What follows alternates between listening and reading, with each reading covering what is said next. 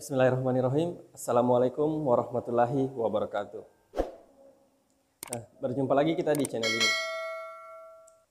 Tentu tidak terasa seleksi CPNS sepertinya sudah semakin dekat. Sudah mulai panas diperbincangkan pada saat ini. Dan tentu teman-teman semua sudah mempersiapkan diri untuk mengikuti seleksi CPNS tahun ini. Nah, pada kesempatan ini kami akan membagikan tips-tips sukses atau strategi-strategi yang bisa teman-teman lakukan untuk mengikuti seleksi CPNS agar bisa lolos tes CPNS nanti. Nah, sesuai dengan pengalaman kami pada seleksi sebelumnya. Nah, jadi di sini kami akan coba membagikan strategi-strategi yang umum, yang mudah teman-teman dan harusnya teman-teman lakukan semacam ini. Karena tembus CPNS bukanlah sesuatu yang mustahil. Semua tergantung apa yang Anda persiapkan. Ada beberapa strategi yang perlu diperhatikan dalam belajar. Nah, agar bertujuan untuk aktivitas belajar yang kita lakukan itu bisa berjalan dengan efektif. Maka apa yang kita pelajari bisa terserap dengan baik. Nah, untuk melakukan hal ini, untuk mencapai hal-hal ini, tentu ada strategi-strategi yang harus teman-teman lakukan. Atau Anda bisa lakukan seperti apa yang kami lakukan pada seleksi sebelumnya. Nah, jadi strategi yang pertama, jangan belajar mendadak. Nah, jangan belajar mendadak atau sering kita sebut dengan istilah, itu istilah kerennya biasa kita dengar, yaitu sistem kebut semalam atau SKS. Nah, sistem belajar SKS ini adalah cara belajar yang lebih dekat dengan kesia-siaan. Nah, mengapa kami katakan kesia-siaan? Karena harus Anda pahami bahwa persiapan belajar idealnya itu kita lakukan 4-7 bulan sebelum ujian itu dilaksanakan. Karena tentu tujuan kita belajar itu untuk mendapatkan pemahaman. Nah, sedangkan untuk mendapatkan pemahaman itu tentu membutuhkan waktu. Jadi, teman-teman jangan menggunakan sistem SKS. Nah, jadi tips pertama itu jangan belajar mendadak.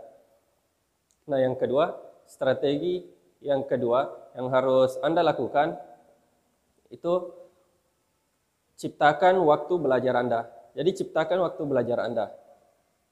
Nah, kita atau Anda yang mendaftar CPNS itu tentu ada yang baru lulus kuliah, kemudian ada yang sudah bekerja, yang kegiatan sehari-harinya berangkat pagi, kemudian pulang malam. Dan ada pula yang sudah lulus 3 tahun yang lalu dan sampai sekarang belum bekerja atau masih menganggur dan kemudian akan mengikuti CPNS. Nah, khusus untuk Anda yang sudah bekerja, itu bisa mengikuti CPNS itu dengan cara membagi waktu. Jadi saran kami di sini, jika Anda punya niat untuk sukses seleksi CPNS kali ini, maka sisihkanlah sehari 1 jam khusus untuk belajar. Nah, waktu yang paling ideal untuk belajar adalah 1 jam di pagi hari setelah sholat subuh. Nah, saat itu badan kita masih sangat fresh. Kita baru bangun tidur dan tentunya kita masih bertenaga. Karena jika kita menunggu waktu luang, maka kami bisa pastikan Anda tidak akan pernah punya waktu untuk belajar. Karena waktu belajar haruslah diciptakan, haruslah diluangkan. Nah, ini semua kembali ke niat Anda. Apakah Anda betul-betul sungguh-sungguh ingin sukses CPNS? Jadi, ciptakan waktu belajar Anda.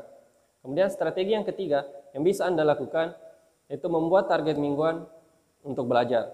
Jadi, Anda bisa fokus pada materi yang sudah umum diujikan pada CPNS. Tentu kita sudah tahu bersama bahwa materi CPNS atau materi CPNS yang pertama nanti itu ada yang namanya SKD, itu terdiri dari 3 materi yaitu TIU, TWK, dan TKP. Nah, masing-masing kelompok ini tentu memiliki materi yang spesifik. Misalnya saja TWK, ada materi sejarah, ada materi perundang-undangan, ada materi wawasan kebangsaan, ada materi Pancasila, dan lain sebagainya. Nah, di materi TIU ada sinonim, antonim, matematika, penalaran, dan lain sebagainya. Nah, begitu juga dengan TKP. Nah, kemudian tipsnya, datalah semua materi yang harus Anda pelajari secara detail. Nah, Anda bisa mencari buku-buku persiapan untuk mengikuti tes seleksi CPNS. Nah, atau Anda bisa download materi-materi yang merupakan cakupan materi dari CPNS ini Kemudian Anda bisa petakan, kemudian Anda bisa membuat target belajar atau semedemikian rupa yang bisa Anda pelajari. Nah, misalnya Anda membuat minggu ini khusus mempelajari tentang Undang-Undang Dasar 1945.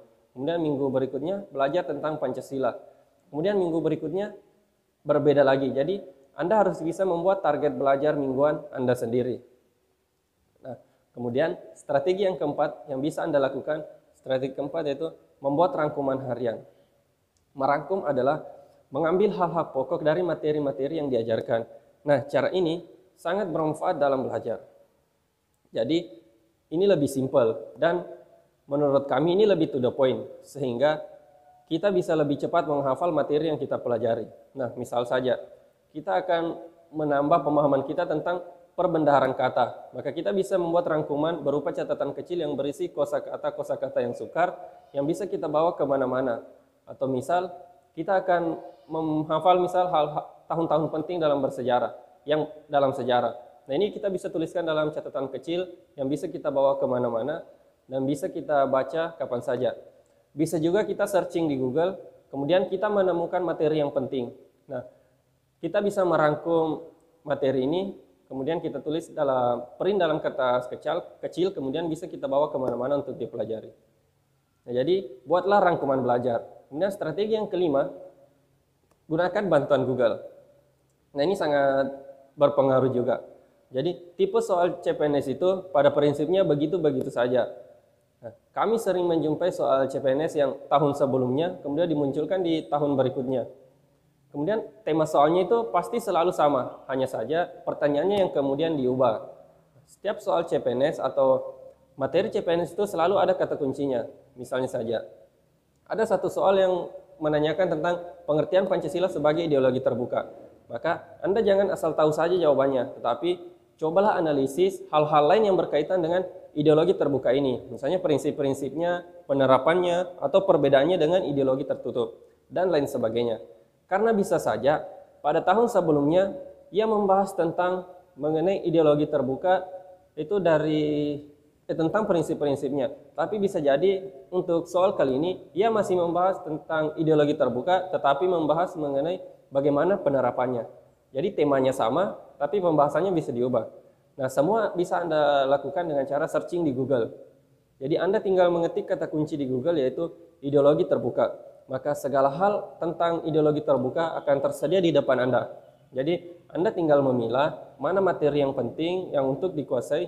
Nah, dari sini secara tidak sadar materi wawasan Anda akan berkembang. Jadi gunakan bantuan Google, manfaatkan Google sebaik mungkin. Nah, kemudian strategi keenam.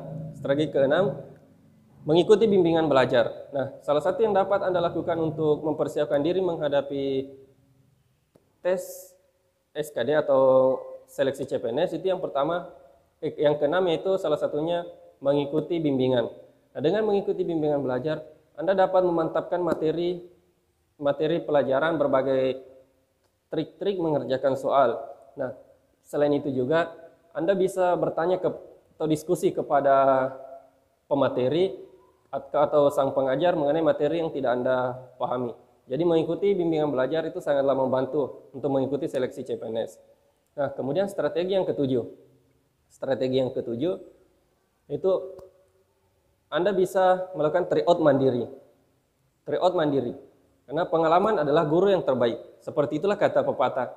Jika Anda pernah mengerjakan soal yang sama, maka biasanya instruksi pengerjaannya pun sama. Dan tidak jarang trik pengerjaannya pun sama. Nah, intinya Anda sudah maju satu langkah. Anda tidak perlu lagi payah-payah mencari cara pengerjaannya. Nah, Anda pun itu bisa mengerjakannya dengan lebih cepat. Nah, artinya di sini banyak-banyak melakukan tryout mandiri adalah strategi persiapan yang sangat baik yang harus Anda lakukan untuk menghadapi ujian seleksi CPNS. Nah, khususnya untuk tryout, ada banyak tryout yang bisa Anda ikuti. Sekarang banyak tryout gratis yang disiapkan, ada pula yang berbayar. Tinggal Anda memilih. Kemudian ada beberapa hal yang bisa Anda lakukan dalam mengikuti tryout. Yang pertama, itu selalu mengerjakan soal berdasarkan batas waktu yang disediakan. Berhentilah mengerjakan jika memang waktunya sudah habis. Lihat dan catat skor total yang Anda peroleh dari setiap tesnya. Nah, berapapun nilai yang Anda peroleh, berarti itulah kemampuan Anda sementara. Hasil tryout ini bisa memberikan gambaran sejauh mana kemampuan Anda dalam mengerjakan soal. Jadi Anda bisa gunakan informasi ini secara bijak. Misalnya Anda bisa gunakan untuk sebagai semangat untuk terus meningkatkan nilai atau sebagai bahan untuk meningkatkan materi yang belum Anda pahami. Nah, kedua yang harus Anda pahami dalam mengikuti tryout, nah tentu dalam mengerjakan pasti ada soal-soal yang tidak bisa Anda kerjakan. Nah, ataupun ketika merasa bisa mengerjakan tetapi ternyata ada hasilnya masih salah. Nah, terhadap soal-soal semacam ini, Anda bisa pelajari kembali sampai Anda menemukan jawaban-jawaban yang benar. Nah, prinsipnya adalah satu kesalahan telah dilakukan, tetapi Anda paham jawaban yang benarnya, maka satu kebenaran telah Anda lakukan. 1000 kesalahan dilakukan dan Anda tahu jawaban yang benarnya, maka 1000 kebenaran telah Anda dapatkan. Nah, jadi usahakan agar tidak melakukan kesalahan atau mengerjakan soal yang salah dengan soal yang sama. Jadi yang penting di sini sangat penting Anda mengikuti tryout mandiri. Nah, juga jangan lupa berlatih menggunakan software chat, karena saat ini sistem chat yang digunakan ketika mengikuti tes SKD. Nah, rajinlah menggunakan software chat tersebut agar pada saat pelaksanaan tes nanti tidak canggung dan bisa lebih lancar. Pahami instruksi dan bagaimana cara mengerjakannya, berapa waktu, kapan harus memulai, dan kapan harus mengakhirinya. Nah, kadang ketika tidak hati-hati dan cermat dalam memahami aturan-aturan CPNS, maka bisa berakibat fatal terhadap hasil tes CPNS kawan-kawan. Jadi, itulah 7 strategi yang menurut kami penting dan harus Anda pahami, serta harus Anda praktekkan dalam mengikuti seleksi CPNS kali ini, dan itu yang pengalaman yang kami lakukan dan alhamdulillah terbukti. Jadi untuk teman-teman yang mengikuti seleksi CPNS semoga bisa memuaskan hasilnya, dan semua yang menonton video ini semoga kita semua dimudahkan dalam segala urusan kita dan semuanya bisa lolos seleksi CPNS kali ini. Jadi assalamualaikum warahmatullahi wabarakatuh.